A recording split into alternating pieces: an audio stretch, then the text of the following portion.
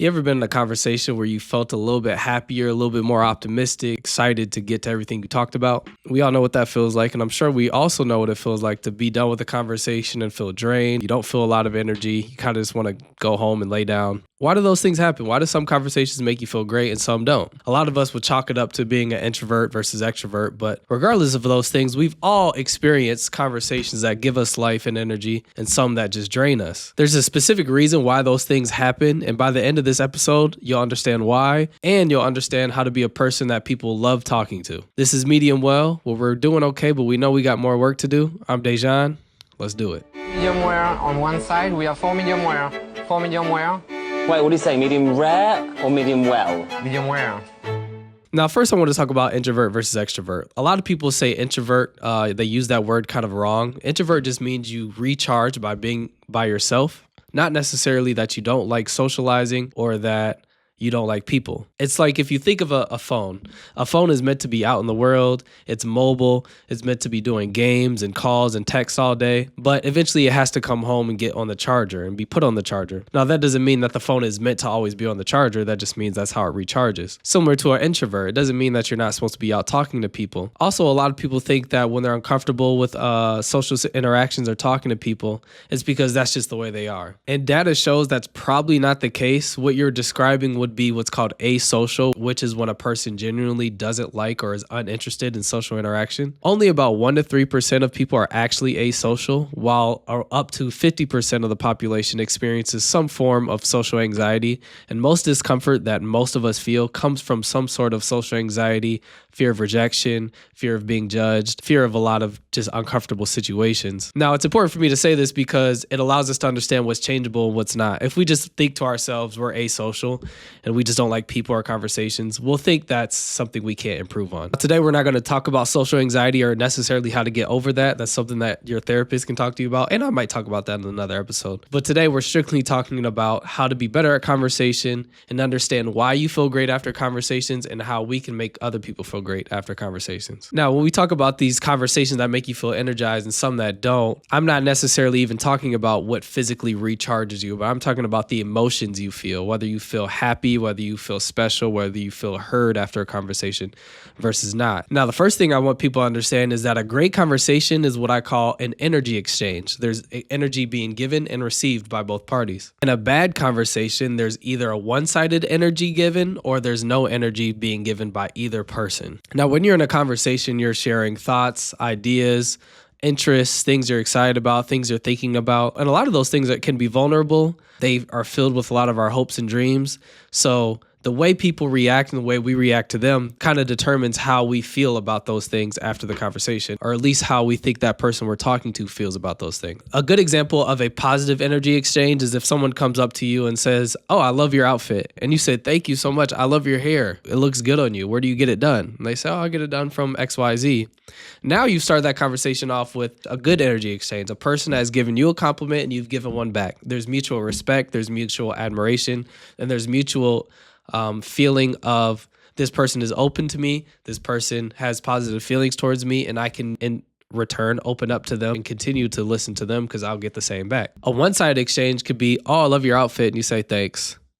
"Where'd you get it?" "Oh, I get it from this shop around the street." "Oh, I think you have great style. What got you into that?" "Oh, well, growing up, I always loved style. I was really into fashion, blah, blah, blah." Okay, in that situation, one person's giving energy and the other person's not giving any validation, compliments back, not even giving them appreciation really for what they've said to them. So that's very one-sided. After that, the person giving energy will feel like they were just talking to a vampire that was taking all their energy and giving nothing back. Now they're drained, and the other person might feel good, but there was no energy exchange there. And obviously the worst situation is, maybe you're a coworker and you're forced to talk to someone because you're on a trip and you're showing zero interest in them. They're showing zero interest in you. You're kind of having a conversation that has no compliments, no curiosity, no authentic votes of support for what they're doing. It's just kind of two people saying words at each other. So at the end of the day, all interactions are some form of energy exchange. A conversation that has been good energy leaves you feeling optimistic about your goals. It leaves you feeling empowered, like you can actually do these things because a person has seen you, heard you, validated what you've done. So at the end of the day, it's not about whether your social battery was drained or not. It's about how the actual words and the feelings felt for each party while they're in the conversation. So now that brings me to how you can become magnetic and a person that people actually love talking to. We kind of already touched on it, but let's get more specific on some ways that you can be a person that people just genuinely love having conversations with. Now, I kind of see energy giving as kind of 4 tools, and we touched on them earlier. Compliments, curiosity, validation, and what I like to call speaking life into people. Obviously, compliments are very self-explanatory. I often compliment people's outfits, as those are good compliments in my opinion because that's something they intentionally thought out. It's an self-expression for them. So you're validating their taste, you're validating something they did and something they enjoy, and it really opens you up to a lot of different avenues in a conversation. Obviously, if you know something about them, you can say, I love your work, I love your content, I really like how you've gone after something, whatever it is, and say something genuine that you actually like about them that they've done with whatever it is. Curiosity is obviously also self-explanatory, is asking questions. You know, if they've started a business, ask them, you know, what gave you an idea for that? Or how does it feel to work in that industry? Or how did it feel to get this big project? Really just anything that you are talking about, having genuine curiosity, asking questions that you would like to know, to hear what their thoughts and perspectives are basically on what they're doing or something they've seen in the world. It really makes a person feel like you value what they're saying and the way they think, and it makes them feel seen and heard. Then we have validation, which is a very strong tool that I think we all can really work on. I even work on it myself. If someone says, you know what, it's been really hard out here, the industry's been slow, I haven't got a lot of clients, you could say something like, yeah, I can see how the economy these days can make it hard for, you know, an entrepreneur like you. I'm sure that's been tough. How are you working through that? That's a little validation, curiosity combo right there. But validation is very powerful. It makes them feel seen, it makes them feel heard, and it makes them feel like you're in it with them. Now, I used to think that validation meant you agreed with what they were saying. And validation probably could be its own topic, but that's not always the case. It's not basically saying, I agree with what your feeling is, but you're basically saying, I agree, or I see where you're coming from. And I validate that that is a real reality for you. I validate that I can see how that could happen. You know, if a person that's from Alaska comes and visits you and it's 70 degrees and they say it's too hot to go outside, you don't have to agree that it's too hot, but you can say, I can see where you're coming from. It must be hot. It's not saying that I agree with the way you feel, but it's saying I can understand where you're coming from. And then my personal favorite, this is what I call speaking life into people. It's basically like if someone says, I want to be a carpenter, I have my own carpentry business. You say something like, I can definitely see that for you based on our conversation and the passion you have for it. I think that's definitely going to happen for you, and I'm excited to see it when it does. It's basically speaking success into people, and I think that's huge. That's something that's big for me, and that's big for a lot of people, and it's not something you find every day, but it's something that's really big because it makes people feel empowered. It makes people feel like I can do this, and it makes people feel like they have a community behind them and someone that will support them. Now, obviously, this is not saying based on, you know, if something crazy happens and it doesn't happen, whatever, I know everything that's going to happen.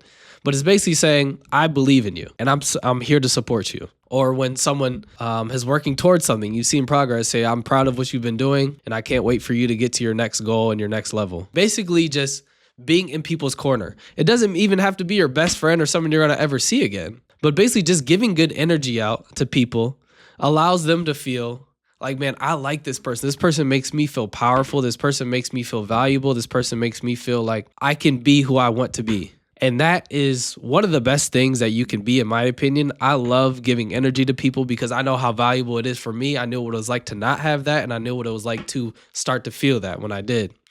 So speaking life and success into people is one of the best ways to give energy. Also want to note that all of these things should also be authentic. It's not to make anything up, but if you try hard enough and if you're intentional, you should be able to come up with some authentic compliments, questions, validation, and speaking life into people. It doesn't have to be the biggest thing ever, but just think of something that's authentic and real that comes to you, and that's good enough. Now, sometimes it's hard to do these things, like if you're in a loud room or you're at a party and you can't hear people. I want to reiterate that this is about energy exchange and not even necessarily hearing every word that someone says. For instance, if I'm talking to someone, we're at an event and I can't hear everything they say, but maybe they're a photographer and they say, I really want to get into fashion photography because blah, blah, blah, blah, blah, blah. And I don't even hear the rest. Because I understand it's about being a listening ear and giving energy. Like in that scenario, I might say, yeah, the fashion industry is really cool. I love some of the campaigns I've been seeing. What's interesting about it to you? I don't even know what they said in most of that statement they said, but I understand I can look at my 4 tools: curiosity, validation, speaking life into someone, and I can figure out something to say for that. I could also say, oh, your work is really good. I know that's going to happen for you. I know when you put in the work, it's going to happen for you. Or validation, like I said, yeah, that will be super cool, man. I can understand why, from your background in photography, I can understand why you want to go down that route. That's a really cool industry to be in. Validation, curiosity, speaking life into people. Question, why do you want to do that? Easy stuff. I mean, once we understand these tools, it's easy to do. But like I said, you don't have to hear every word. It's just about giving good energy. So if you're in a loud place and you feel like you're missing things, don't worry about that.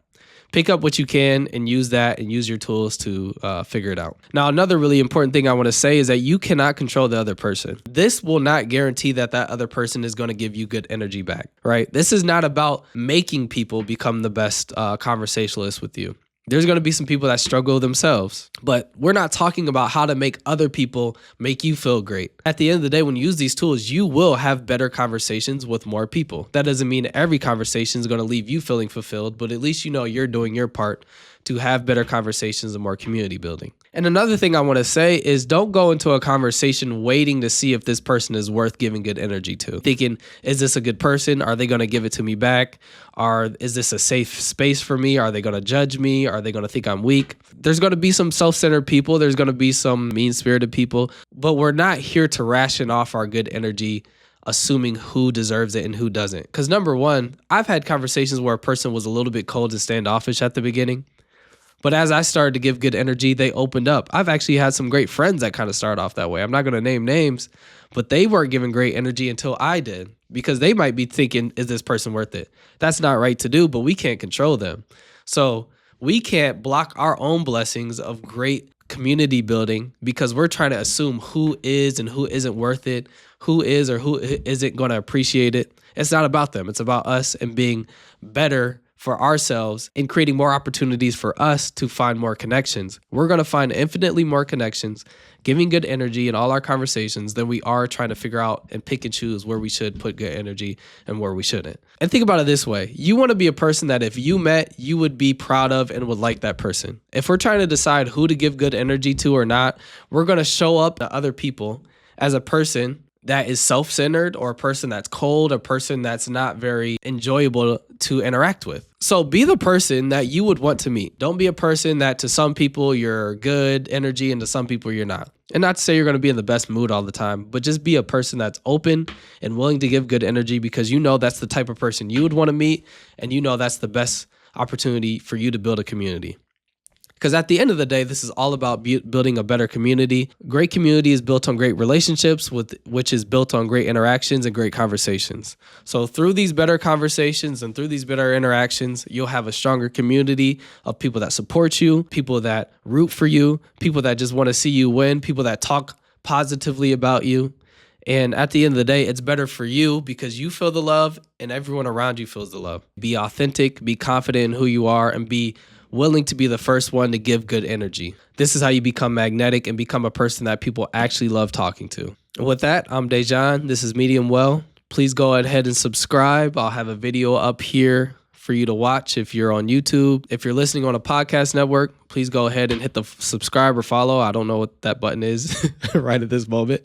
I'm dropping episodes every Monday. I'm sticking to it, Medium Mondays. I appreciate everyone that's listened so far. It's been a cool journey to start this. I'll see you next Monday. I'm Dejan. You have a great day.